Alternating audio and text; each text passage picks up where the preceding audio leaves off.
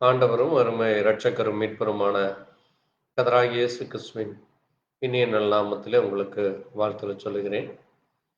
கர்த்தருடைய பெரிதான இரக்கம், அன்பு, தயவு, கிருபை இந்த வேளையிலும் கூட தேவ சமூகத்தை நாம் நோக்கி பார்க்கத்தக்கதாக தேவன் நமக்கு பெரிதான காரியங்களை செய்திருக்கிறார்.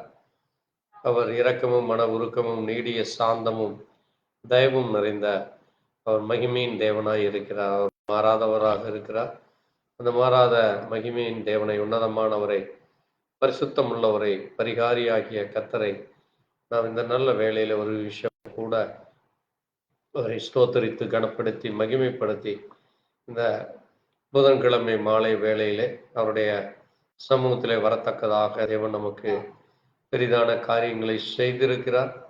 அப்படிப்பட்ட அந்த மகத்துவமான தேவனுக்கு ஆராதனைக்குரியவரை, தொழுகைக்குரியவரை, நீதி செய்கிறவரை, உண்மை உள்ளவரை, நம் ஒவ்வொருவரையும் உண்டாக்கி உருவாக்கி நமக்காக அவருடைய இரத்தத்தையே சிந்தி நம்மை மீட்டெடுத்த இந்த பரிசுத்தமுள்ள தேவனுக்கு நாம் நன்றி சொல்லி ஒரு நிமிஷம் நாம் ஜெபிக்கலாம். நாம் ஜெபிப்போம்.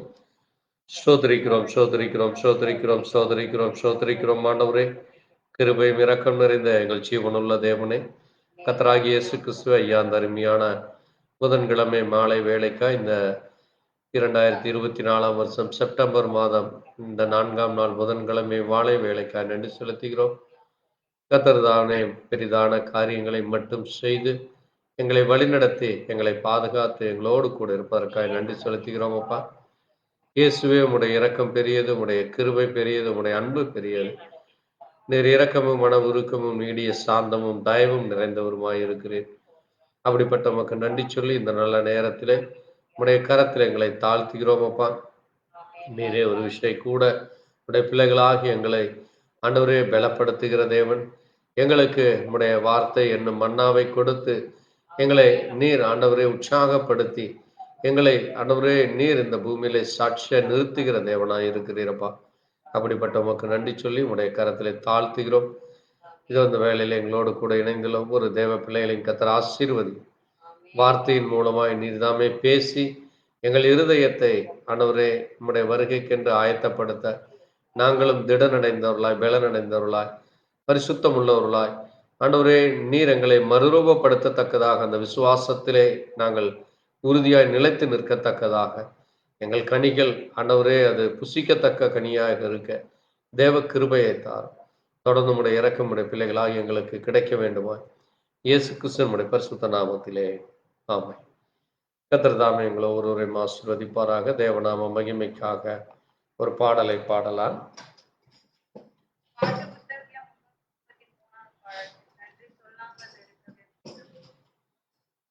நன்றி சொல்லாமல் பல நன்மை செய்த இயேசுவுக்கே நன்றி சொல்லாமல் இருக்கவே முடியாது. பல நன்மை செய்த இயேசுவுக்கே நன்றி நன்றி நன்றி என்று சொல்லி நான் துதி நாள்தோறும் போற்றுவேன். நன்றி நன்றி நன்றி என்று துதி நாள்தோறும் போற்றுவேன். இருக்கவே முடியாது பல நன்மை செய்த இயேசுவுக்கே எத்தனையோ நன்மைகளை என் வாழ்வில் செய்தார், ஏராளமாய் நன்றி சொல்வேன். எத்தனையோ நன்மைகளை என் வாழ்வில் செய்தார், ஏராளமாய் நன்றி சொல்வேன். அத்தனையும் நினைத்து நினைத்து நான் துதிப்பேன், ஆண்டவரை போற்றுவேன். அத்தனையும் நினைத்து நினைத்து நான் துதிப்பேன், ஆண்டவரை போற்றுவேன். நன்றி சொல்லா இருக்கவே முடியாது பல நன்மை செய்த இயேசுவுக்கே. தன் பள்ளத்தாக்கில் நான் நடந்த போது காத்தீரையா, மரண பள்ளத்தாக்கில் நான் காத்தீரையா,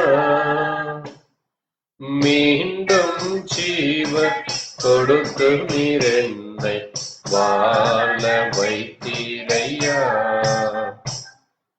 மீண்டும் ஜீவனை கொடுத்து நீர் என்னை வாழ வைத்தீரையா. நன்றி சொல்லாமல் இருக்கவே முடியாது, பல நன்மை செய்த இயேசுவுக்கு நருளியே சொல்லி முடியாத ஈவுகளுக்காய் ஸ்தோத்திரம். தேவன் ஈவுகளுக்காய் ஸ்தோத்திரம். அளவில்லாவரின் கிருபைக்காய் ஆயுள் முழுதும் ஸ்தோத்திரம். வரின் கிருபைக்காய்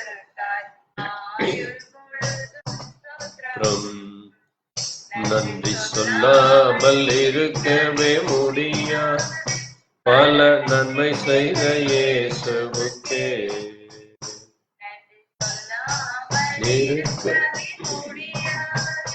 பல நன்மை செய்த இயேசுவுக்கே நன்றி நன்றி என்று சொல்லி நான் துதி நாள்தோறும் போற்றுவே. நன்றி நன்றி என்று சொல்லி நான் துதி நாள்தோறும் போற்றுவே. அல்லேலூயா, ஆமென். கர்த்தருடைய நாம மகிமைக்காக நாம் கடந்த சில நாட்களாகவே இஸ்ரவேலும் சபையும் என்கிற செய்தியை குறித்து நாம் தியானித்துக் கொண்டு வருகிறோம். அதனுடைய தொடர்ச்சியாக இந்த நேரத்திலும் கூட நாம் வேதத்திலிருந்து ஒரு சில பகுதிகளை வாசித்து தொடர்ந்து இந்த நேரத்திற்குரிய செய்திகளை நாம் தியானிக்கலாம்.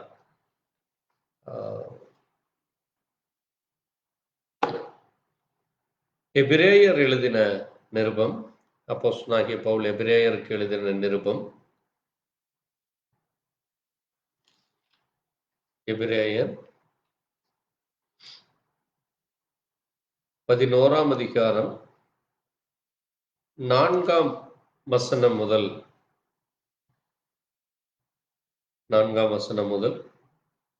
22 வரை சீக்கிரமாய் வாசிக்கலாம். விசுவாசத்தினாலே ஆபேல் காயீனுடைய பலியிலும் மேன்மையான பலியை தேவனுக்கு செலுத்தினான். அதனாலே அவன் நீதிமான் என்று சாட்சி பெற்றான். அவனுடைய காணிக்கைகளை குறித்து தேவன் சாட்சி கொடுத்தார். அவன் மரித்ததும் இன்னும் பேசுகிறான். விசுவாசத்தினாலே ஏனோக்கு மரணத்தையும் காணாதபடிக்கு எடுத்துக் கொள்ளப்பட்டான். தேவன் அவனை எடுத்துக் கொண்டபடியினாலே அவன் காணாமற் போனான். அவன் தேவனுக்கு பிரியமானவன் என்று அவன் எடுத்துக் கொள்ளப்படுவதற்கு முன்னமே சாட்சி பெற்றான். விசுவாசம் இல்லாமல் தேவனுக்கு பிரியமாய் இருப்பது கூடாத காரியம். ஏனென்றால் தேவனிடத்தில் தேடுகிறவன் அவன் என்றும் அவர் தம்மை தேடுகிறவர்களுக்கு பலனளிக்கிறவர் என்றும் விசுவாசிக்க வேண்டும். விசுவாசத்தினாலே நோவா தற்காலத்திலே காணாதவைகளை குறித்து தேவ எச்சரிப்பு பெற்று பயபக்தியுள்ளவனாகி தன் குடும்பத்தை ரட்சிப்பதற்கு பேழையை உண்டு பண்ணினான். அதனாலே அவன் உலகம் ஆக்கினைக்குள்ளாக என்று தீர்த்து விசுவாசத்தினால் உண்டாகும் நீதிக்கு சுதந்திரவாளியானான். விசுவாசத்தினாலே ஆபிரகாம் தான் சுதந்திரமாக பெறப்போகிற இடத்திற்கு போகும்படி அழைக்கப்பட்ட போது கீழ்ப்படிந்து தான் போகும் இடம் இன்னதென்று அறியாமல் புறப்பட்டு போனான். விசுவாசத்தினாலே அவன் வாக்குத்தத்தம் பண்ணப்பட்ட தேசத்திலே பரதேசியை போல சஞ்சரித்து அந்த வாக்குத்தத்தத்திற்கு உடன் சுதந்திரராக ஈசாக்கோடும் யாக்கோபோடும் கூடாரங்களிலே குடியிருந்தான். ஏனெனில் தேவன் தாமே கட்டி உண்டாக்கின அஸ்திபாரங்கள் உள்ள நகரத்துக்கு அவன் காத்திருந்தான்.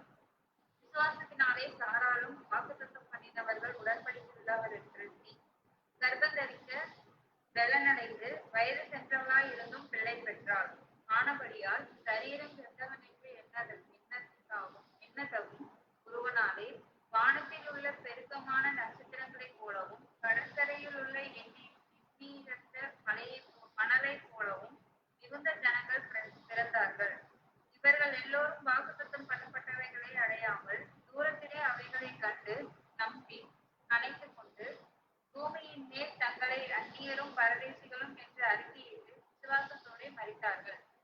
அறிக்கையிடுகிறவர்கள் சுயதேசத்தை நாடி போகிறோம் என்று தெரியப்படுத்துகிறார்கள். தாங்கள் விட்டு வந்த தேசத்தை நினைத்தார்களானால் அதற்கு திரும்ப போவதற்கு அவர்களுக்கு சமயம் கிடைத்திருக்குமே. அதையல்ல, அதிலும் மேன்மையான பரம தேசத்தையே விரும்புகிறார்கள். ஆகையால் தேவன் அவர்களுடைய தேவன் என்னப்பட வெட்கப்படுகிறதில்லை. அவர்களுக்கு ஒரு நகரத்தை ஆயத்தம் பண்ணினாரே. மேலும் விசுவாசத்தினாலே ஆபிரகாம் தான் சோதிக்கப்பட்ட போது ஈசாக்கை பலியாக ஒப்பு கொடுத்தான். ஈசாக்கினிடத்தில் உன் சந்ததி விளக்கும் என்று அவனோடு சொல்லப்பட்டிருந்தது. இப்படிப்பட்ட வாக்குத்தத்தங்களை பெற்றவன் மரித்தோரிலிருந்து எழுப்ப தேவன் வல்லவராய் இருக்கிறார் என்று தனக்கு ஒரே பெயரானவைகளே பலியாக ஒப்பு கொடுத்தான். மரித்தோரிலிருந்து அவனை பாவனையாக திரும்பவும் பெற்றுக் கொண்டான். விசுவாசத்தினாலே ஈசாக்கு வருங்காரியங்களை குறித்து யாக்கோபையும் ஏசாவையும் ஆசீர்வதித்தான். விசுவாசத்தினாலே யாக்கோபு தன் மரண காலத்தில் யோசேப்பினுடைய குமாரர் இருவரையும் ஆசீர்வதித்து தன் கோலின் முனையிலே சாய்ந்து தொழுது கொண்டான். விசுவாசத்தினாலே யோசேப்பு இஸ்ரவேல் புத்திரர் எகிப்து தேசத்தை விட்டு புறப்படுவார்கள் என்பதை பற்றி தன் அந்நிய காலத்தில் பேசி தன் எலும்புகளை குறித்து கட்டளை கொடுத்தான். வாசித்த வார்த்தைகளுக்காய் நன்றி சொல்லி ஒரு நிமிஷம் ஜெபிக்கலாம். எங்களை நேசிக்கிற எங்கள் நல்ல ஆண்டவரே, ஆண்டவரே, பழைய ஏற்பாட்டின் பரிசுத்தவான்களாகிய உம்முடைய தாசர்களை குறித்து ஆண்டவரே நாங்கள் இந்த நேரத்திலே உம்முடைய சத்திய வார்த்தையை வாசிக்க கிருபை கொடுத்தீர். ஆவியானவர் சபைகளுக்கு சொல்லுகிறதை காதுள்ளவன் கேட்க கடவன் என்று சொன்னீரப்பா. நீர் எங்கள் காதுகளை கேட்க பண்ணினக்காய் நாங்கள் பாக்கியவான்கள் என்று சொன்னீரப்பா.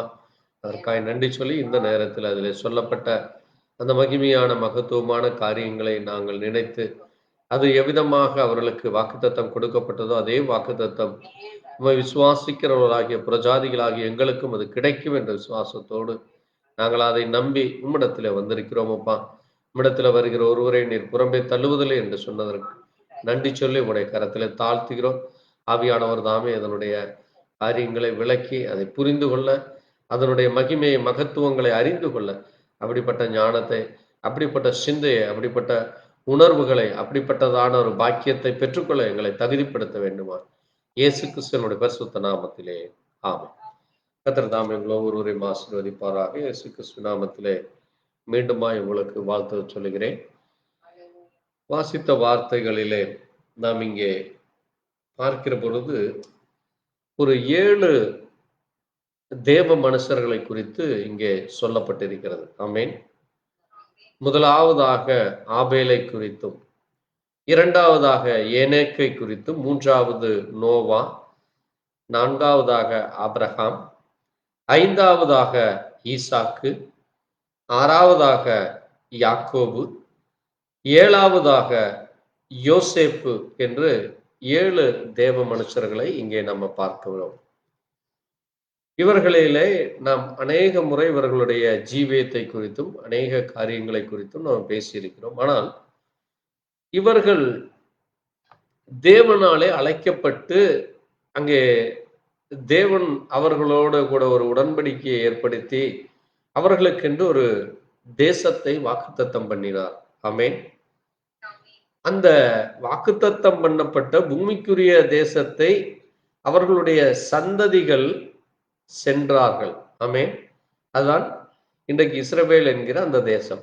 ஆனால் ஆவிக்குரிய பிள்ளைகளாகிய நமக்கு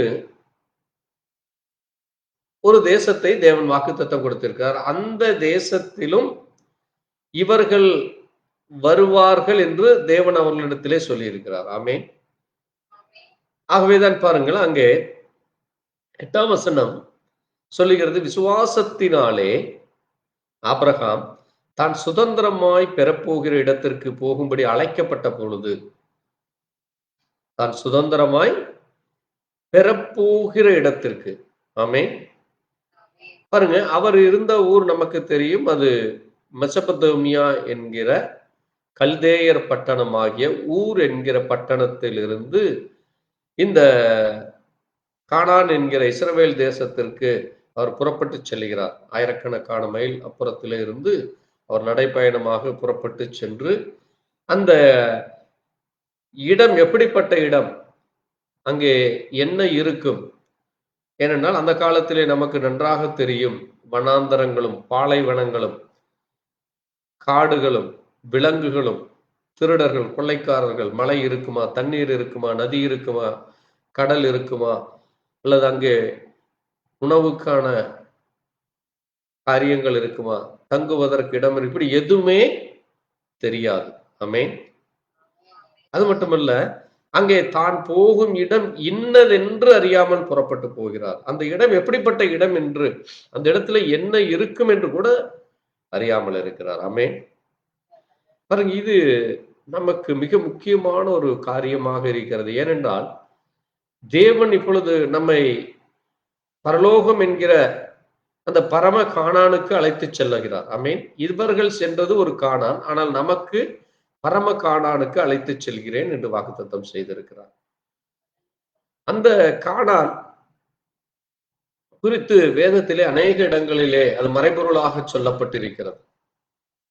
அந்த இடம், அதைத்தான் அங்கே 40ஆம் வசனம் சொல்லுகிறது, அவர்கள் நம்மை அல்லாமல், ஆமென், அவர்கள் நம்மை அல்லாமல் பூரணராகாதபடி விசேஷித்த நன்மையானதொன்றை தேவன் நமக்கென்று முன்னாக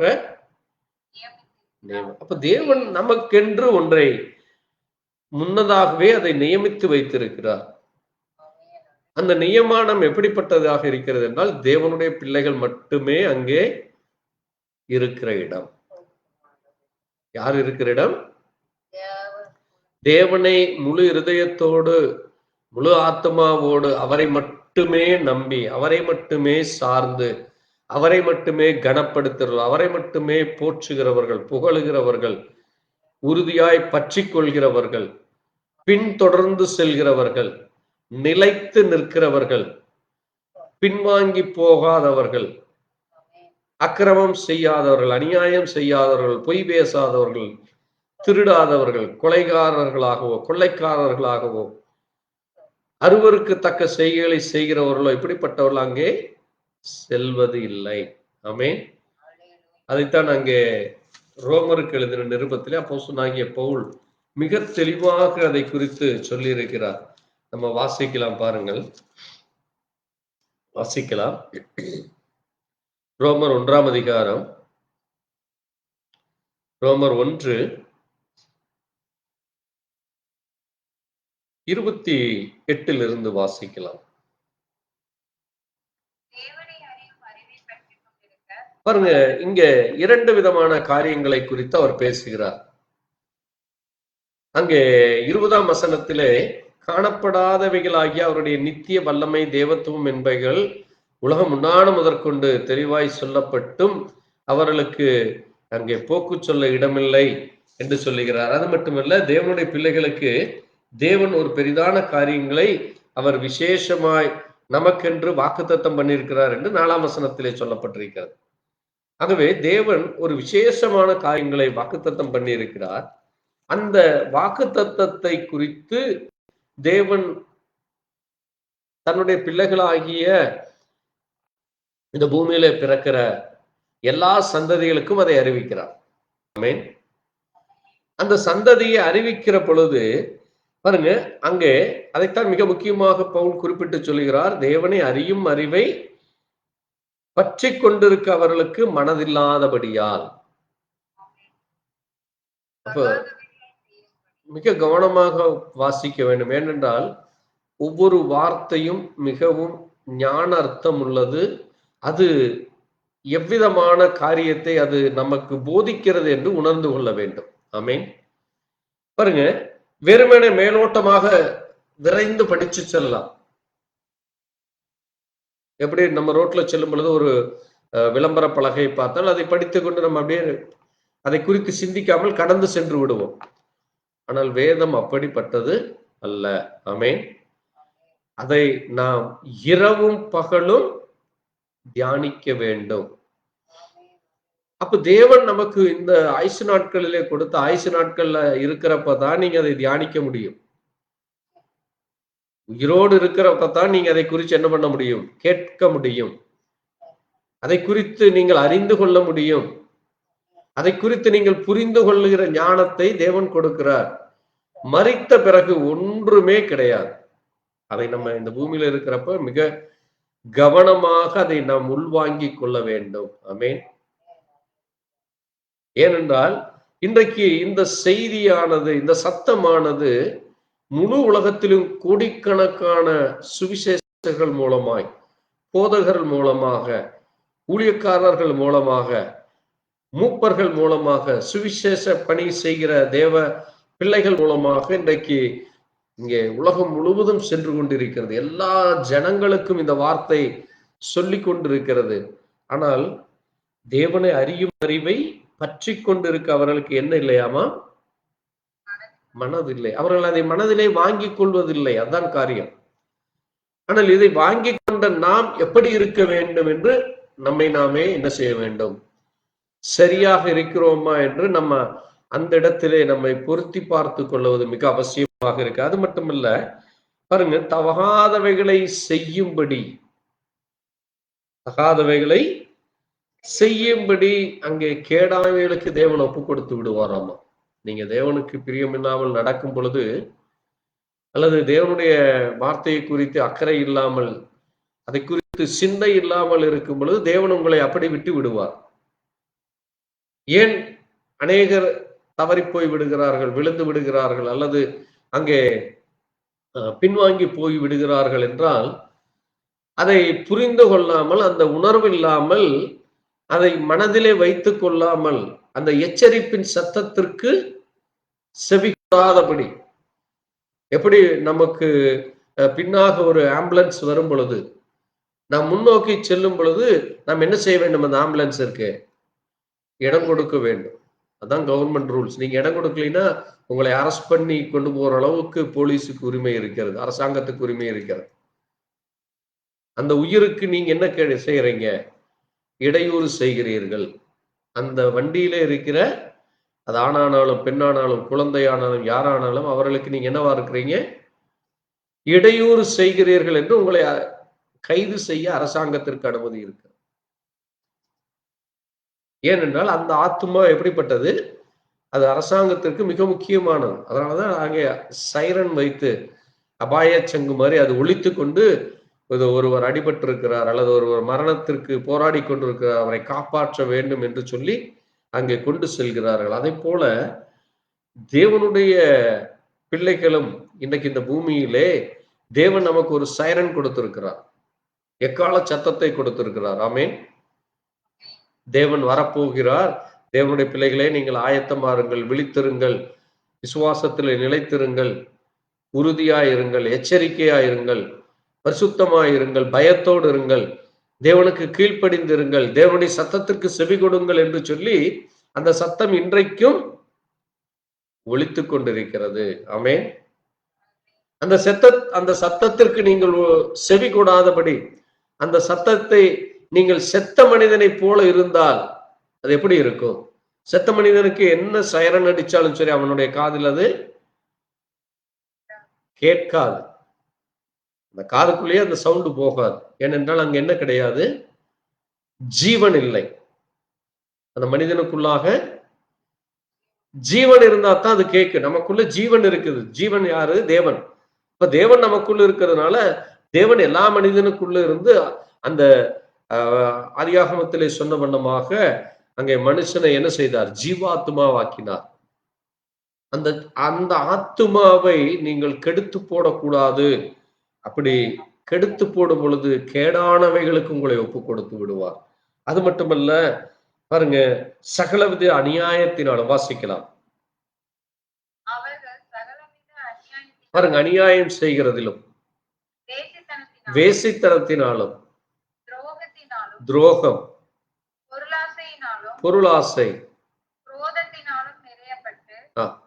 பொறாமையினாலும், கொலையினாலும், வாக்குவாதத்தினாலும், வஞ்சகத்தினாலும், வன்மத்தினாலும் நிறைந்தவர்களுமாய், புறங்கூறுகிறவர்களுமாய், அவதூறு பண்ணுகிறவர்களுமாய், தேவ மகிமையருமாய், பிராகிருதம் பண்ணுகிறவர்களுமாய், அகந்தையுள்ளவர்களுமாய், தீம்புக்காரருமாய், பொல்லாதவைகளை யோசித்து பிணைக்கிறவர்களுமாய், பெற்றாருக்கு கீழ்ப்படியாதவர்களுமாய், உணர்வில்லாதவர்களுமாய், உடன்படிக்கைகளை மீறுகிறவர்களுமாய், சுபாவ அன்பில்லாதவர்களுமாய், இனங்காதவர்களுமாய், இரக்கமில்லாதவர்களுமாய் இருக்கிறார்கள். பாருங்க, இந்த பூமி இப்படி இருந்து கொண்டிருக்கிறது இன்றைக்கு. இந்த பூமியிலே ஒரு மனிதனுக்குள்ளாக தேவனுடைய பரிசுத்தாவி இல்லாமல், மனம் திரும்பாமல், ஒரு உண்மையுள்ள ஒரு சாட்சியுள்ள ஜீவியம் இல்லை என்றால் இப்படிப்பட்ட காரியங்கள் அந்த மனிதனுக்குள்ளாக காணப்படும். அது நமக்குள்ளாக இருக்கக்கூடாது என்றுதான் இங்கே தேவன் என்ன செய்கிறார்? நீங்கள் யாராக இருக்கிறீர்களாமோ பிரித்தெடுக்கப்பட்டவர்கள். ஆமென். நீங்கள் அந்த காரியத்தில் இருந்து உங்களை தேவன் தனியாக அங்கே எடுத்துக்கொண்டு செல்கிறார். எப்படி அங்கே ஆபிரகாமை அழைத்து அவனுடைய சந்ததிக்கு நீ போய் இந்த இடத்தை எடுத்துக்கொள் என்று சொல்லும் பொழுது அவன் அங்கே செல்லும் பொழுது குழந்தை இல்லை. நான் உனக்கு குழந்தைகளை கொடுப்பேன், உன்னுடைய குழந்தைகளோடு நீ அந்த இடத்தை என்ன செய்ய வேண்டும்? அனுபவித்துக்கொள். அங்க இருக்கிறவர்களை நீ துரத்தும்படி உன்னுடைய பிள்ளைகளுக்கு நான் என்ன கொடுப்பேன்? தைரியத்தை கொடுப்பேன், போரிடும்படியாக போருக்கு பழக்குவிப்பேன் என்கிறார்.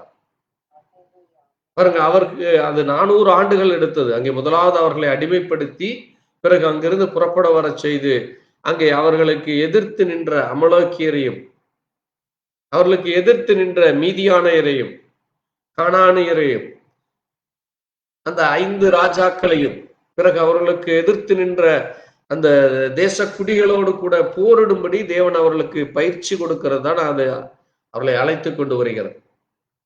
பிறகு அவர்கள் அந்த யோர்தானை கடந்து அக்கறைக்கு செல்ல வேண்டும். ஆமென். யோர்தான் நமக்கு என்னவாக இருக்கிறது? ஞானஸ்நானத்திற்கு அடையாளமாய் இருக்கிறது. யோர்தான் நதியிலே அங்கே மனம் திரும்பினவர்களாய், ரட்சிக்கப்பட்டவர்களாய் அங்கே நாம் இக்கரையில் இருந்து அக்கறைக்கு செல்ல வேண்டும். அந்த அக்கறைக்கு செல்லும் பொழுது நீங்கள் எப்படி ஆகிறீர்களாம்? ஒரு மனிதன் கிறிஸ்துவுக்குள் இருந்தால் புது சிருஷ்டியாய் மாறுகிறான். பழையவைகள் எல்லாம் ஒளிந்து போயின, எல்லாம் புதிதாயின என்று சொல்லப்படுது. அப்ப நீங்க எப்படி அவர்கள் யோர்தானை கடந்து தேவன் கொடுத்த அந்த கானான் தேசத்துக்குள்ளே சென்று அங்கே தங்களுடைய கோத்திரங்களுக்கு அதை பிரித்து எடுத்துக்கொண்டார்களோ, அதை போல இன்றைக்கு நாமும் இந்த பரம கானானுக்கு செல்வதற்கு நம்முடைய பிள்ளைகளை ஆயத்தப்படுத்த வேண்டும். நாமும் ஆயத்தமாக இருக்க வேண்டும். அப்படி இல்லாவிட்டால் அங்கே அந்த சந்ததி என்ன ஆகிவிடும்? கைவிடப்பட்டவர்களாகி விடுவார்கள். அந்த பிள்ளைகள் தேவனற்றவர்களாகி விடுவார்கள். அந்த பிள்ளைகள் இங்கே சொல்லப்பட்ட அங்கே தேவனை பகைக்கிறவர்களும், உணர்வில்லாதவர்களும், உடன்படிக்கை மீறுவர்களும், சாப அன்பில்லாதவர்களும், இணங்காதவர்களும், இரக்கம் இல்லாதவர்களுமாகி விடுவார்கள். அதுதான் இன்றைக்கு பூமியில நடந்து கொண்டிருக்கிறது. ஏனென்றால் அவர்கள் என்ன செய்யவில்லை? தேவனை குறித்து அக்கறை கொள்ளவில்லை. தேவனை பற்றியான கவலையே இல்லாமல் இருக்கிறார்கள். மனம் போன போக்கிலே ஜீவித்துக் கொண்டிருக்கிறது தான் இன்றைக்கு இந்த பூமியானது காணப்படுகிறது. ஆனால் தேவனுடைய பிள்ளைகளாகிய நாம் எல்லா இடங்களிலும் எந்த நேரத்திலும் நாம் எச்சரிக்கை உள்ளவர்களாக இருக்க வேண்டும். எப்படி ஒரு கேப்டனாகவோ அல்லது ஒரு படைத்தளபதியாகவோ அல்லது ஒரு அரசாங்க அலுவலர்கள் அவர்கள் அந்த உடையிலே எந்த நேரம் இருந்து கொண்டு இருக்க வேண்டும். ஒரு ஆர்மியில் இருக்கிறவர்கள் என்றால் அவர்கள் எந்த நேரம் அந்த உடையிலே இருப்பார்கள். அது போல தேவன் நமக்கு பரிசுத்தம் என்கிற அந்த உடையை கொடுத்திருக்கிறார். ஆமென். அந்த பரிசுத்த உடையை நீங்கள் என்ன செய்து விடக்கூடாது? அந்த உடையை நீங்கள் அசுத்தமாக்கி விடக்கூடாது. அந்த உடையை நீங்கள் அசுத்தத்தோடு தேவனிடத்தில் வரும் பொழுது தேவன் அந்த அசுத்த உடையை அங்கீகரிக்க மாட்டார். அந்த பழியை ஏற்றுக்கொள்ள மாட்டார். நீங்கள் அசுத்தத்தோடு நீங்கள் தேவ சமூகத்தில் வந்து நீங்கள் ஸ்தோத்திர பலியோ அல்லது ஆண்டவரை மன்னித்து விடும் என்று நீங்க என்னதான் கதறினாலும் தேவன் மன்னிக்க மாட்டார். ஏனென்றால் நீங்கள் அதை தெரிந்தும் மீறி செய்கிற செயலாக இருக்கிறது. ஆகவேதான் பாருங்க, தேவனுடைய பிள்ளைகளாகி நாம் மிகவும் எச்சரிக்கையோடு இருக்க வேண்டும். அதைத்தான் இங்கே நம்ம வாசிக்கிறப்போ அங்கே எபிரேயர்ல அங்கே சொன்ன காரியத்தை நாம் இன்னொரு முறை வாசிக்கலாம். தொடர்ந்து வாசிங்க. அந்த வசனத்தை வாசிப்போம். எபிரேயர்ல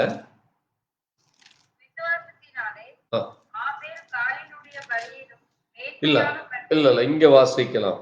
பாருங்க, விசுவாசத்தினாலே வாக்குத்தத்தம் பண்ணப்பட்ட தேசத்திலே பரதேசியை போல சஞ்சரித்து போகும் இடம் இன்னதென்று அறியாமல் இருக்கிறார். அது மட்டுமல்ல, அந்த வாக்குத்தத்தம் பண்ணப்பட்ட தேசத்தில் அவர் எப்படி இருந்தாராமா? பரதேசி போல இருந்தார். பரதேசி என்றால் என்னது? இந்த பூமி அவனுக்கு சொந்தமில்லை. நான் இந்த இடத்திலே வாடகைக்கு வந்திருக்கிறேன். கொஞ்ச நாள் இங்க தங்கியிருப்பார், கொஞ்ச நாள் இன்னொரு இடத்துக்கு மாறி போவார். அதான் பரதேசிகள். அதனாலதான் அங்கே 13ஆம் வசனம் சொல்லுது, அங்கே அந்நியரும் பூமியின் மேல் தங்களை அந்நியரும் பரதேசிகளும் என்று அறிக்கையிட்டு, அவர்கள் அறிக்கையிடுகிறார்கள், ஆமாம் நான் பரதேசிதான். இன்னைக்கு அநேகர் பார்த்தீங்கன்னா சொல்லுவாங்க, இல்ல இது நான் இதுதான் பிறந்த இடம், இதுதான் நான் வளர்ந்த இடம், இந்த வீடு என்னுடையது, இந்த இடம் என்னுடையது, இதை விட்டு நான் போகவே மாட்டேன் என்று பிடிவாதமாக உலக மனுஷன் சொல்வதை நீங்க கேட்க முடியும். இது எங்களுடைய பூமி, மற்றவர்களுக்கு இடமில்லை என்று சொல்லி இப்படி உலக பிரகாரமாய் உலக மனிதர்கள் அறிக்கையிடுகிறதை பார்க்கலாம். ஆனால் தேவனுடைய பிள்ளைகளாகிய நாம் இன்றைக்கு இருக்கிற இந்த பூமியானது நமக்கு என்ன கிடையாது, நிரந்தரம் அல்ல. இதை தேவன் முற்றிலுமாய் மாற்றி போடுகிறார். நமக்கென்று தேவன் ஒரு மகிமையான ஒரு ஸ்தலத்தை, அங்கே மரணம் இல்லை, துக்கம் இல்லை, அங்கே என்ன கிடையாது, அசுத்தமோ அருவருப்போ அக்கிரமோ பாவமோ மீறுதலோ இல்லாத ஒரு பரிசுத்த பூமி. அங்கே தேவனை மட்டும் தொழுது கொள்கிற பிள்ளைகள், தேவனோடு கூட உறவாடுகிற பிள்ளைகள் தான் அங்கே இருப்பார்கள். அதனாலதான் இப்படி அறிக்கையிடுவர்கள் சுய தேசத்தை நாடி போகிறோம் என்று என்னவாமா இப்படிப்பட்டவர்கள் அறிக்கையிடுகிறார்கள். நமக்கு அதை தெரியப்படுத்துகிறார்கள். ஏதோ தேவன் யாரோ ஒருத்தருக்கு மறைமுகமாய் கொடுத்து விட்டு செல்வதோ அல்லது யாருக்கோ அது கிடைச்சது, அது எனக்கு அதுக்கு சம்பந்தம் இல்லை என்று நம்ம சொல்ல முடியாது. அவர்கள் அறிக்கையிட்டு இருக்கிறார்கள். ஆமேன். நமக்கு தெரியப்படுத்தி இருக்கிறார்கள், நமக்கு சொல்லி வைத்து போயிருக்கிறார்கள். அதைத்தான் இங்கே வேதத்திலே இன்றைக்கு இது நம்முடைய கையில கிடைத்தது, அது அவ்வளவு ஒரு பாக்கியமானது. ஆமேன். இன்னைக்கு அநேகர் சொல்லுவாங்க, எங்க தாத்தா என்ன பண்ணாரு, எங்க பாட்டி என்ன பண்ணுச்சு, எங்க சொந்த பந்தங்கள், எங்கள் முன்னோர்கள் என்ன செய்து வைத்தார்கள் என்று தெரியவில்லை என்று இன்னைக்கு அநேகர் புலம்பி தள்ளுவதை பார்க்கலாம். ஆனால் நம்முடைய முன்னோர்கள், தேவனுடைய பிள்ளைகள் என்று சொல்லுகிற நம்முடைய முன்னோர்கள், நம்முடைய முற்பிதாக்கள் நமக்கு தெரியப்படுத்தி இருக்கிறார்கள். ஆமேன். பாருங்க, மேன்மையான பரமதேசத்தையே விரும்பினார்கள். மேன்மையான பரமதேசத்தையே விரும்பினார். அதைத்தான் நாமும் விரும்ப வேண்டும். அதைத்தான் அங்கே பவுல் சொல்லுகிறார், அவங்க விட்டு வந்த அந்த தேசத்தையோ, அவங்க குடியிருக்கிற அந்த வீட்டை நினைத்தோ அல்லது அங்க இருக்கிற உறவினர்கள் நண்பர்களை நினைத்து அங்கே திரும்பி போவதற்கு அவங்களுக்கு டைம் இருந்ததாமா, அவங்களுக்கு நேரம் சமயம் கிடைத்திருந்தது. ஆனால் அவர்கள் என்ன செய்யவில்லை, திரும்பி போகவில்லை. இன்னைக்கு நம்ம என்ன செய்கிறோம், யாரையும் விடாம எல்லாரையும் புட்டிச்சு நம்ம வைத்து கொண்டு எல்லாரையும் திருப்திப்படுத்த நினைத்து கொண்டிருக்கிறோம்.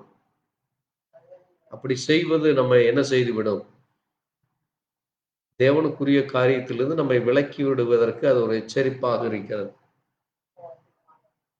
ஏனென்றால் அவர்கள் என்ன செய்து விடுவாங்க, நாளாக நாளாக நம்முடைய சந்ததிகளை அவிசுவாசத்திற்குள்ளும் உலக இச்சைகளுக்குள்ளும் உலக வழிபாடுகளுக்குள்ளும் உலக பழக்க வழக்கங்களுக்குள்ளும் சந்ததிகளை ஏமாற்றி கொண்டு விடுவார்கள். அதனால நம்ம மிகவும் எச்சரிக்கையாக இருக்க வேண்டும், அன்பு செலுத்த வேண்டும், ஆனால் எச்சரிக்கையாக இருக்க வேண்டும். எந்த சூழ்நிலையிலும் பின்வாங்கி போகிறதோ அல்லது விசுவாசத்திலிருந்து நம்மை விழச் செய்கிற எந்த ஒரு காரியத்திலும் நாம் கவனமாக இருக்க வேண்டும்.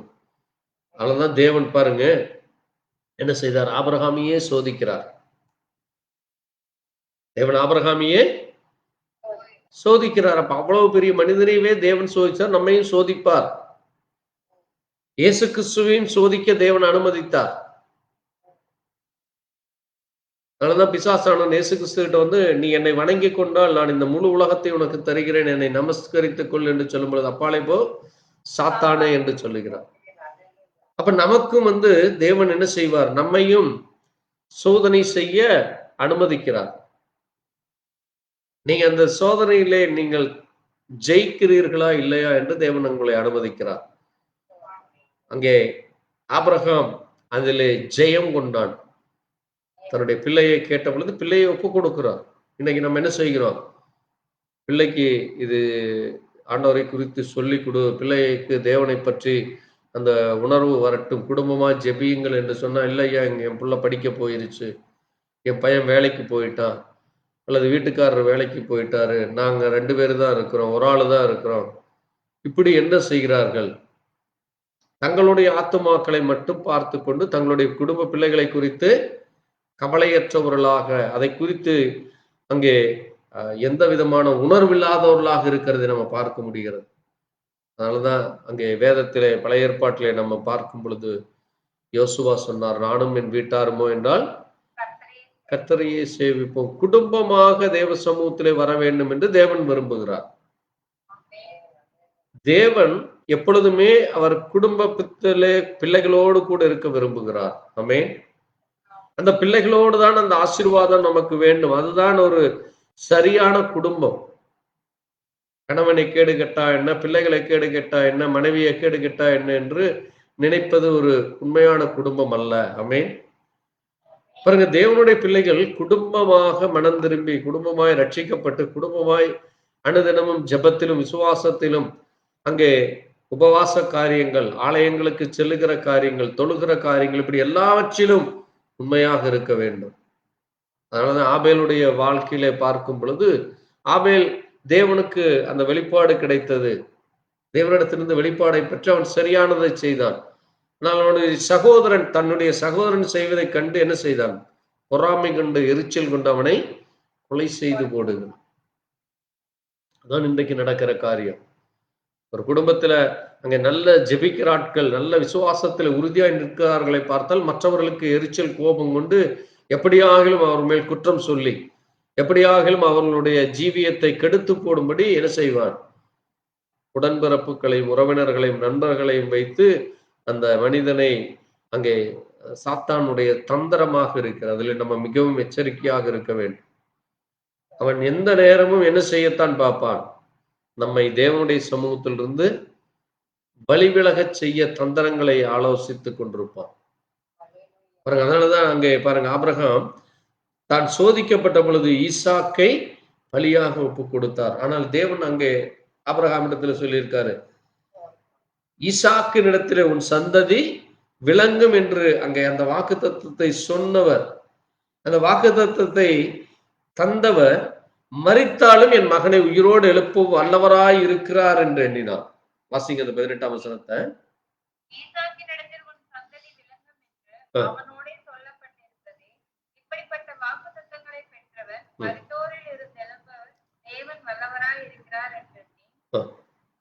தனக்கு ஒரே பேரானவனையே பலியாக ஒப்பு கொடுத்தான். மரித்தோரிலிருந்து அவனை பாவனையாக திரும்பவும் பெற்றுக் கொண்டான். ஆமாம். பாருங்க, அங்கே ஆல்மோஸ்ட் கொலை செய்கிற அளவுக்கு அங்கே போயாச்சு.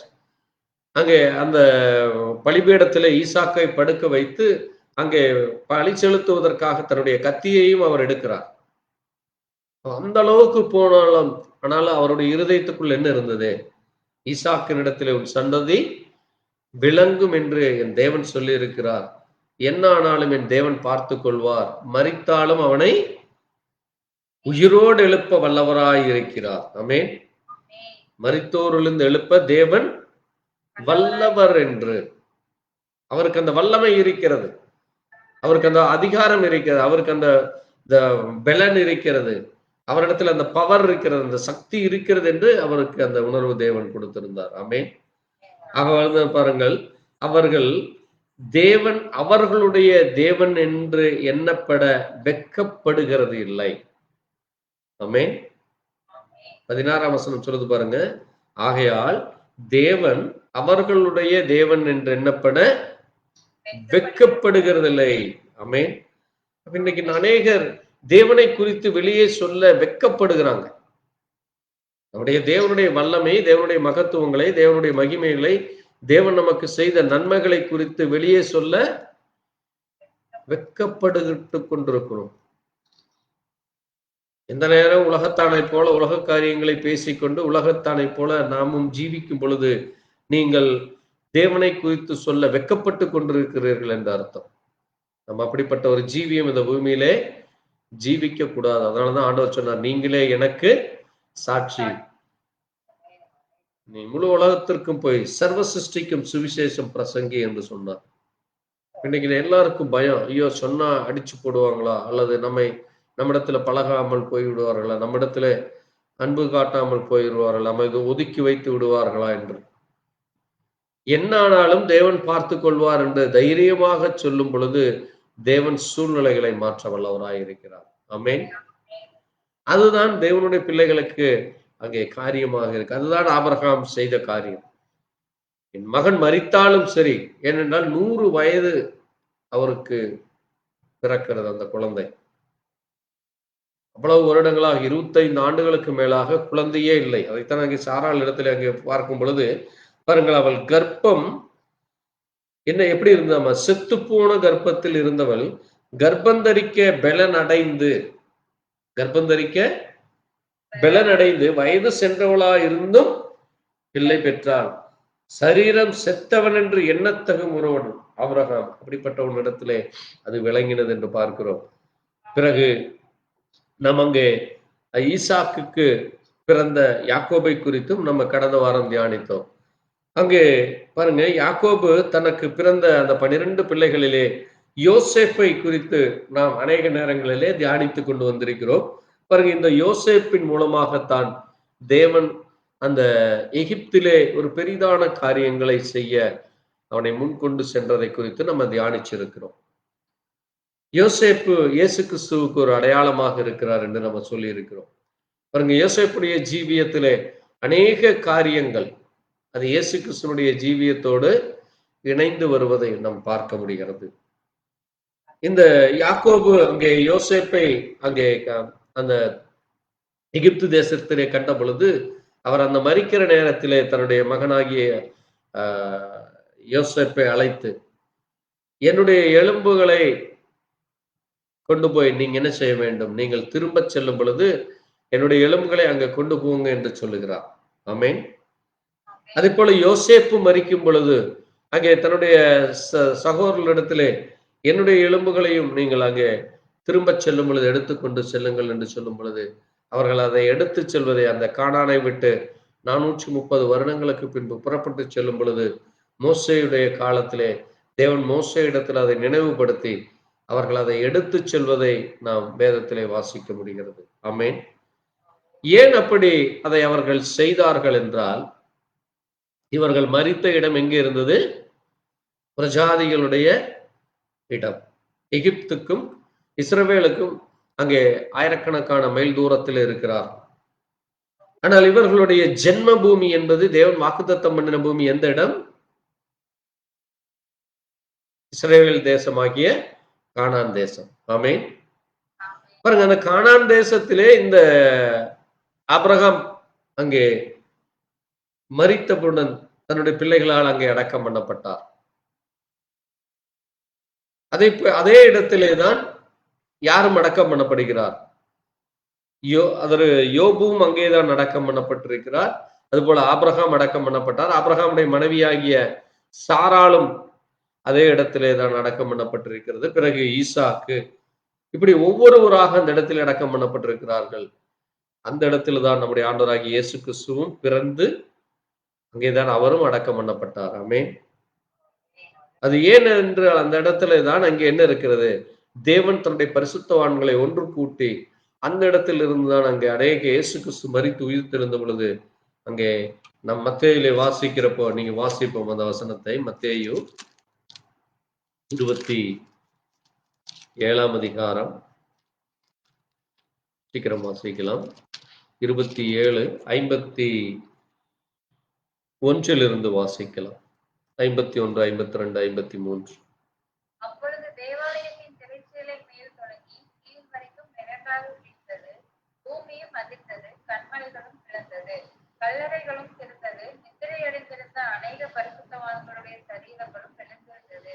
அவர் உயிர் திறந்த பின்பு இவர்கள் கல்லறைகளை விட்டு புறப்பட்டு பரிசுத்த நகரத்தில் பிரவேசித்து அநேகருக்கு காணப்பட்டார்கள். பாருங்க, இங்க இவர்கள் என்ன செய்யப்பட்டார்களாமா? பரிசுத்தவான்களாக அங்கே காணப்பட்டார்கள். ஆமென். ஏனென்றால் இவர்கள் என்ன செய்யப்பட்டிருக்கிறார்களாமா? பழைய ஏற்பாட்டின் காலத்திலே இவர்கள் அங்கே அந்த பரிசுத்தமுள்ள தேவனுக்கென்று சாட்சியாக அந்த பூமியிலே நின்று தேவனுடைய வார்த்தையின்படி அங்கே ஜீவித்த ஒரு சாட்சியுள்ள தேவ மனுஷர்களாக இருந்தார்கள். ஒரு உண்மையுள்ள ஒரு விசுவாசம் உள்ள ஒரு விசுவாசியாக ஜீவித்தார்கள். அதனால்தான் நீங்க ஆபிரகாமுடைய ஜீவியத்தை பார்க்கும் பொழுது விசுவாசத்தின் தகப்பன் என்று சொல்லப்பட்டிருக்கு. ஈசாக்கும் அதை போல அங்கே ஆபிரகாம் எப்படி தேவனுக்காக வைராக்கியமா என்றார், அதை போல அவரும் ஜீவித்தார். யாக்கோவும் அதை போலத்தான். ஆபிரகாமின் தேவன் அங்கே சந்தித்த பொழுது, நான் ஆபிரகாமின் தேவனும் ஈசாக்கின் தேவனுமா இருக்கிறேன் என்று சொன்ன பொழுது, அங்கே ஆதியாகமத்திலே நம்ம வாசிக்கும் பொழுது 32ஆம் அதிகாரத்திலே அங்கே அவர் தேவனை தொழுது கொள்வதை, தேவனுக்கென்று பலிபீடத்தை கட்டி அங்கே அவரை நீங்க வாசிக்கலாம். ஆதியாகம் 32, 30, 31, 28 இருந்து வாசிக்கலாம். 32, 28 இருந்து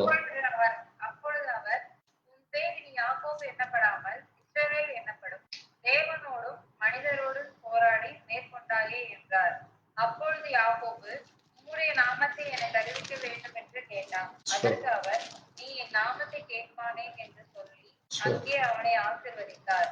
அப்பொழுது யாக்கோபு, நான் தேவனை முகமுகமாய் கண்டேன், தப்பி பிழைத்தேன் என்று சொல்லி அந்த ஸ்தலத்துக்கு பெனியேல் என்று பெயரிட்டான். அவன் பெனியேலை கடந்து போகையில் சூரியன் உதயமாயிற்று. அவன் பாருங்க, அங்கே யாக்கோபிடத்திலே தேவன் நேரடியாக வந்து சந்தித்து அங்கே அவனை ஆசீர்வதித்து அங்கே தேவனை அவன் என்ன செய்கிறான், போராடி அவருக்குரிய அந்த ஆசீர்வாதத்தை, அந்த கிருபையை, அந்த இரக்கத்தை பெற்றுக் கொள்கிறார். ஆமென். அதைத்தான் அங்கே ஆதியாகமம் 46ஆம் அதிகாரத்திலே நீங்க வாசிங்க. ஆதியாகமம் 46 அவர் அந்த சாட்சியை தன்னுடைய பிள்ளைகளுக்கு சொல்லுகிறார். ஆமென். வாசிங்க, 1ஆம் வசனத்திலிருந்து வாசிப்போம். சீக்கிரம் வாசிக்கலாம். தனக்கு உண்டான யாவையும் சேர்த்து கொண்டு புறப்பட்டு பெயர்செபாவுக்கு போய் தன் தகப்பனாகிய ஈசாக்குடைய தேவனுக்கு பலியிட்டான். அன்று இரவிலே தேவன் இஸ்ரவேலுக்கு தரிசனமாகி, யாக்கோபே யாக்கோபே என்று கூப்பிட்டார். அவன் இதோ அழியேன் என்றான். அப்பொழுது அவர், நான் தேவன், நான் உன் தகப்பனுடைய தேவன். நீ எகிப்து தேசத்துக்கு போக பயப்பட வேண்டாம். அங்கே உன்னை பெரிய ஜாதி ஆக்குவேன். நான் உன்னுடனே எகிப்துக்கு வருவேன். நான் உன்னை திரும்பவும் வர பண்ணுவேன். யோசேப்பு தன் கையால் உன் கண்களை மூடுவான் என்று சொன்னார். பாருங்க, என்ன நடக்கும் என்று தேவன் அங்கே யாக்கோபுக்கு சொல்லுகிறார். ஆமென். அங்கே தேவன், நான் அங்கே அவனுக்கு தரிசனமானேன். அந்த தரிசனத்திலே, நான் தான் உன் தேவன், உன் தகப்பனுடைய தேவன், உன்னுடைய தேவன். நீ என்னப்பட வேண்டாம், நீ பயப்பட வேண்டாம், நான் உன்னோட கூட இருக்கிறேன், நான் உன்னை பாதுகாப்பேன். நீ அந்த இடத்துக்கு நீ போக, நீ அங்கே உன்னை பெரிய ஜாதியாக்க, உன்னுடைய பிள்ளைகளை நான் பெரிய ஜாதியாக்கி, நான் எகிப்திலே உன்னோடு கூட இருப்பேனுங்கிறார். வருவேன் என்றால் என்னது? கூடையே இருக்கிறது, அதான் வருகிறது. ஆமென். அங்கே இவர்கள் நடந்து போற இடத்திலேயும், அங்கே தங்கி இருக்கிற இடத்திலேயும் அங்கே அவர்களோடு கூட இருந்தார். மறுபடியும் நான் உன்னை திரும்ப கொண்டு வருவேன். உன்னை என்றால் என்ன? அந்த சந்ததியை, அந்த சரீரத்தை, அவனுடைய அந்த எலும்புகளை கொண்டு வரும்பொழுது தேவன் கூட வந்தார்.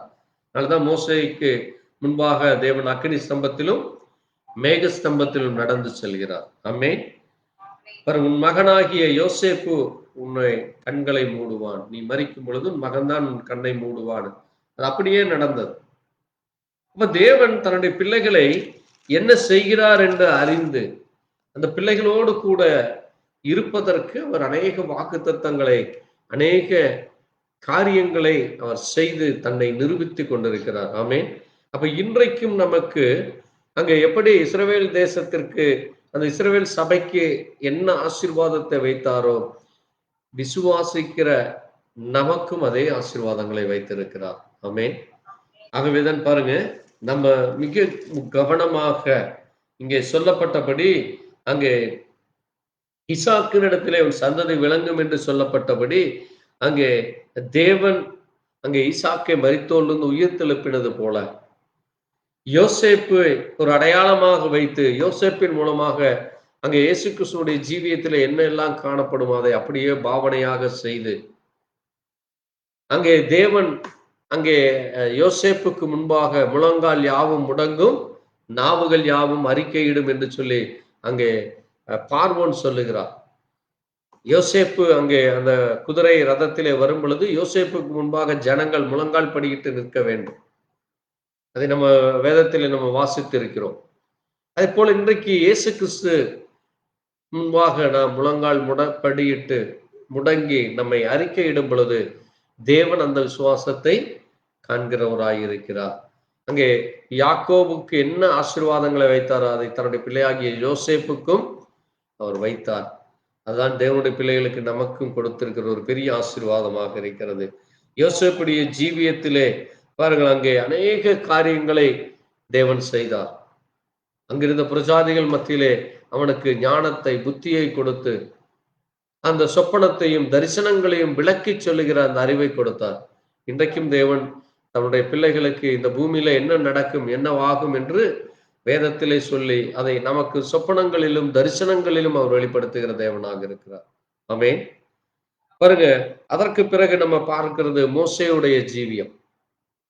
மோசேயுடைய ஜீவியம் நமக்கு தெரியும். மோசே பிறக்கிற நாட்களிலே அன்றைக்கு இஸ்ரவேல் ஜனங்கள் அடிமைப்பட்டு கிடந்தார்கள். ஆமென். அங்கே பிரஜாதிகளுக்கு உள்ளாக அவர்கள் அடிமையாய் இருந்தார்கள். அது நம்முடைய ஜீவியத்திற்கு ஒரு அடையாளமாக இருக்கிறது. நாமும் இந்த பூமியிலே பிரஜாதிகள் மத்தியிலே அடிமைப்பட்டு கிடந்த நம்மை அங்கே தேவன் நம்மை என்ன செய்தார்? பிரஜாதிகள் மத்தியிலிருந்து பிரித்தெடுக்கிறார். அங்கே மோசேயுடைய ஜீவியம் தண்ணீரிலிருந்து பிரித்தெடுக்கப்பட்டது. மோசே என்றால் என்ன? ஜலத்திலே பிறந்தவன் என்று அர்த்தம். மோசே என்றால் ஜலம் என்று அர்த்தம். பாருங்க, மோசேயுடைய ஜீவியம் ஒரு சாட்சியுள்ள ஜீவியமாக இருக்கிறது, ஒரு பரிசுத்தமுள்ள ஜீவியமாக இருக்கிறது.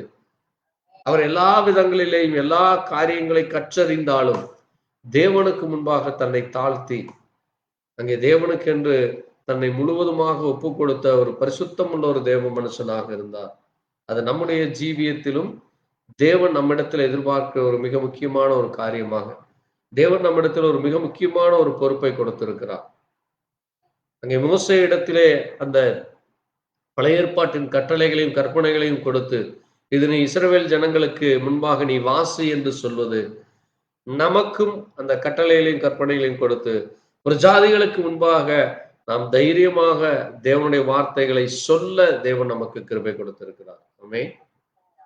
பாருங்க, அதை நம்ம என்ன செய்யக்கூடாது?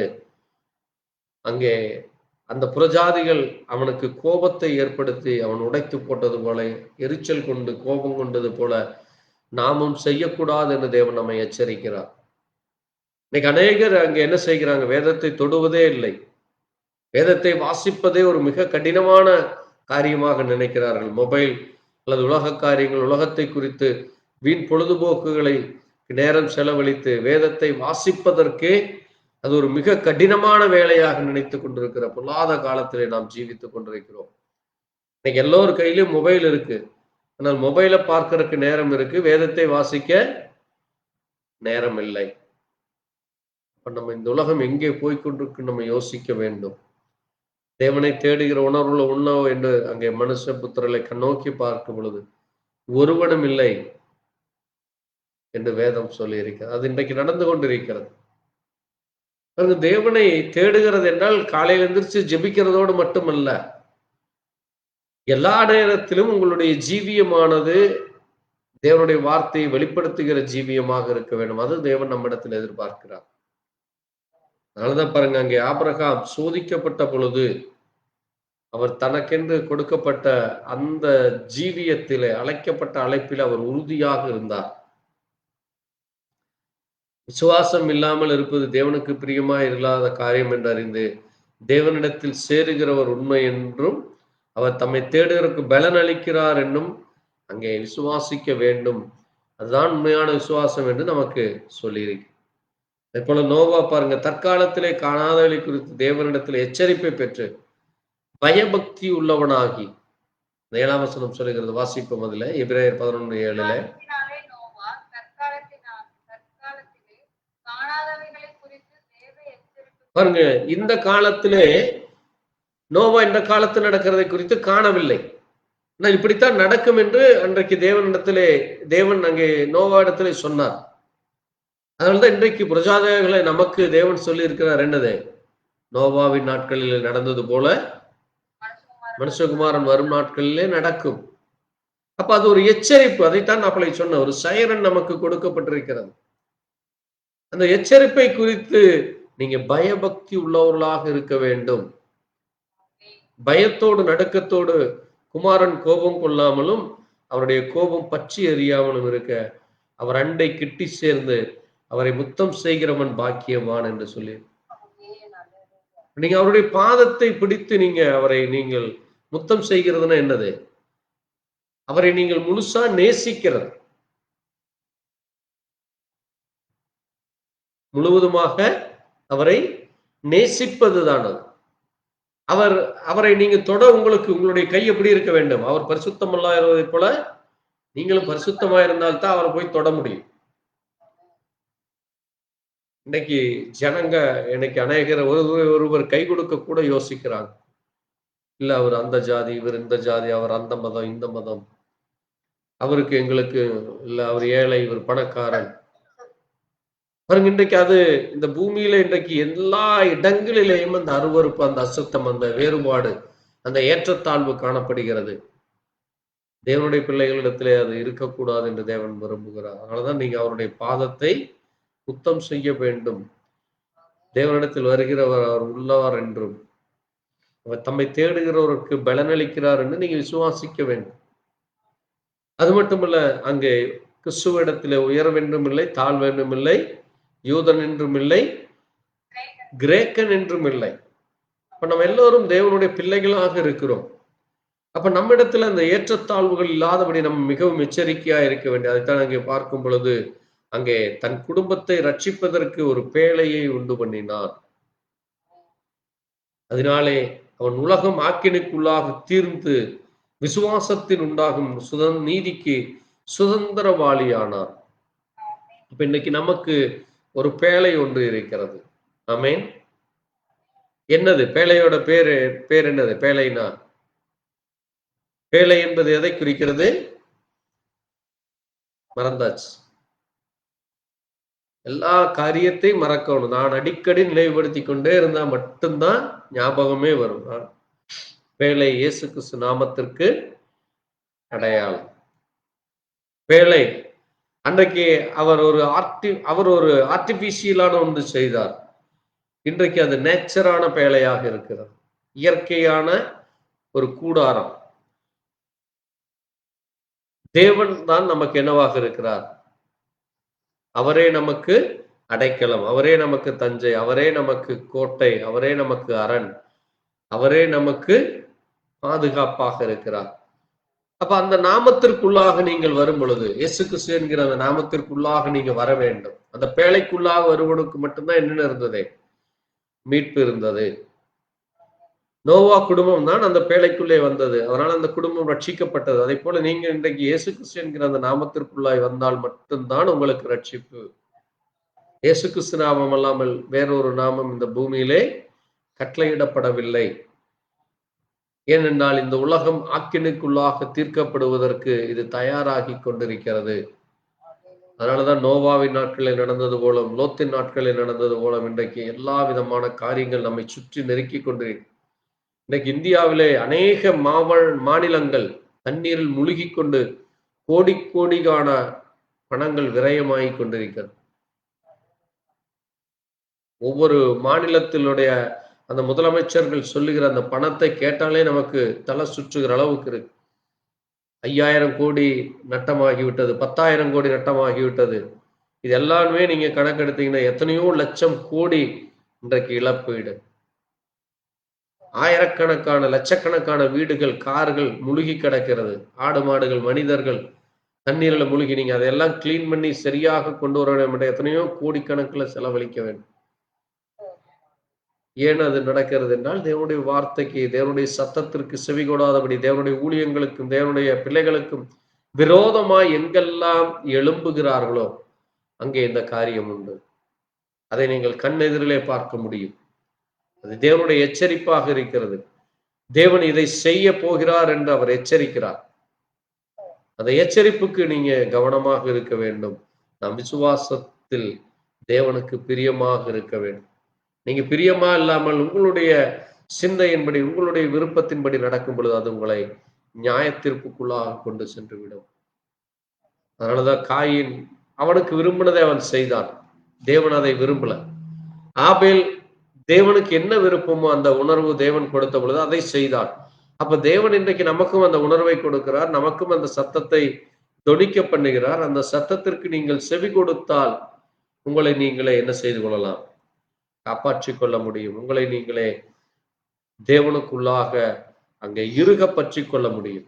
கர்த்தர் தாமே நம்மை ஆசீர்வதிப்பாராக. கர்த்தருக்கு சித்தமானால் தொடர்ந்து அங்கே வேதத்திலே பழைய ஏற்பாட்டின் பரிசுத்தவான்கள் எவ்விதமாக தேவனுக்கு என்று சாட்சியாய் இருந்தார்கள்.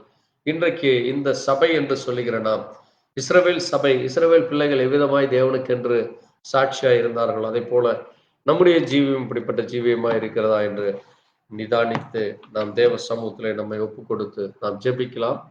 எங்களை நேசிக்கிற எங்கள் நல்ல ஆண்டவரே, கர்த்தராகிய இயேசு கிறிஸ்துவே, வானத்தையும் பூமியும் படைத்த சர்வ வல்லமையுள்ள தேவனே, இந்த நேரத்திலே நம்முடைய சத்திய வார்த்தையை வாசிக்க தியானிக்க தேவன் எங்களுக்கு கிருபை கொடுத்தீரப்பா. ஆண்டவரே, அன்றைக்கு நோவா உம்முடைய எச்சரிப்பின் சத்தத்தை கேட்டு பயபக்தியுடன் தன்னுடைய குடும்பத்தை ரட்சிக்க ஒரு பேழையை உண்டு பண்ணி, ஆண்டவரே, அந்த பேழையின் மூலமாய் ஆக்கினைக்கு தப்பித்தது போல இயேசு கிறிஸ்து என்கிற நாமத்திற்குள்ளாய் நாங்களும் குடும்பமாய் வந்து அந்த ரட்சிப்பின் சத்தத்திலே, ஆண்டவரே, அந்த ரட்சிப்பின் பாதையிலே நடக்க கர்த்தர் தாம் இரக்கம் பாராட்டும். ஆபிரகாமை சோதித்த பொழுது அவன் விசுவாசத்திலே வல்லவனானான் என்று அந்த வாக்குறுதிகளை பற்றி கொண்டு தேவன் மரித்தாலும் பிழைக்க செய்வார் என்று அந்த விசுவாசத்திலே இருந்தது போல நாங்களும் இந்த பூமியில எங்களுக்கு என்ன கஷ்டங்கள், என்ன பாடுகள், என்ன பிரச்சனைகள் ஏற்பட்டால் இயேசு என்னோடு கூட இருந்தவை எல்லாவற்றிலும் இருந்து எனக்கு ஜெயம் கொள்ள அவர் பலன் தருவார், எங்களோடு கூட இருப்பார். அன்றைக்கு யாக்கோபோடு கூட நான் உன்னோடு கூட இருந்து நான் வருவேன் என்று வாக்குத்தத்தம் செய்தார். அதே போல யாக்கோபோடு கூட அவர் இருந்து அவரை வழி நடத்தினது போல எங்களையும் நீர் வழி நடத்த வல்லவராய் இருக்கிறீரப்பா. அதற்காக நன்றி செலுத்த. இதோ உலகத்தின் முடிவு பரிந்தும் சகல நாட்கள் உங்களோடு கூட இருக்கிறேன். எங்கே என் நாமத்தில் 2 பேர் 3 பேர் கூடுகிறார் அவர் மத்தியிலே இருக்கிறேன் என்று சொன்ன தேவன் இன்றைக்கும் நம் மத்தியிலே இருப்பதற்காக நன்றி சொல்லி ஆண்டவரை துதிக்கிறோம். உடைய வார்த்தையின்படி ஜீவிக்க பரிசுத்தமாய் பரிசுத்த காரியங்களை, உண்மையுள்ள காரியங்களை நாங்கள் நோக்கி பார்க்க எங்கள் கண்கள், செவிகள், எங்கள் இருதயங்கள் பரிசுத்தமடைய உடைய ரத்தத்திலே கழுவப்பட எங்களுக்கு அந்த மீட்பின் ஜீவியத்தை ஜீவிக்க தேவ கிருபையை தர வேண்டுமா இயேசு கிறிஸ்துவினுடைய பரிசுத்த நாமத்திலே ஆமென். என் ஆத்மாவே கர்த்தரை ஸ்தோத்திரி, முழு உள்ளமே பரிசுத்த நாமத்தை ஸ்தோத்திரி. என் ஆத்மாவே கர்த்தரை ஸ்தோத்திரி, கர்த்தர் செய்த சகல உபகாரங்களும் மறவாதே. ஆமென். அல்லேலூயா. கர்த்தர் தாமே உங்களை ஒருவரையும் ஆசீர்வதிப்பாராக. எங்களுக்காய் எங்களுடைய ஊழியங்களுக்காய் ஜெபித்துக் கொள்ளுங்கள். கர்த்தர் உங்களோடு